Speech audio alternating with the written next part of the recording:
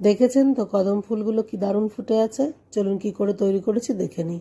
Chicken কিমায় পেঁয়াজের কিমা, রসুনের কিমা, ধনেপাতার কুচি, গোলমরিচের গুঁড়ো, সোয়া সস আর সামান্য সাদা তেল দিয়ে ভালো করে বাইন্ড করে রেখে দিলাম।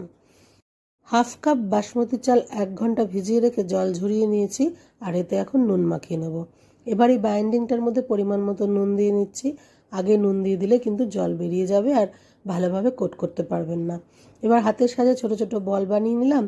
তারপর এই চালের মধ্যে কোট করে নিচ্ছি প্রত্যেকটা বল। গ্যাস অন করে প্যান বসিয়ে তাতে জল দিয়েছে। জল ফুটতে শুরু করলে ওপরে একটা ঝাঁঝরিতে তেল মাখিয়ে বসিয়ে দিলাম। সেই সঙ্গে এই ওপরে বলগুলো বসিয়ে ঢাকনা দিয়ে ঢেকে ভালোভাবে ভাপিয়ে নেব। বাটার মেল্ট করে তাতে রসুন কিমা দিয়ে একটু নেড়ে হলুদ গুঁড়ো দিলাম। আর এখন ঢাকনা খুলে ওপর থেকে এই ইয়ালো গার্লিক গ্রেভিটা ছড়িয়ে দিলাম। সবটা নামিয়ে তৈরি হলো চিকেন ডাম্পলিং অথবা চিকেন কদম ফুল। সকলে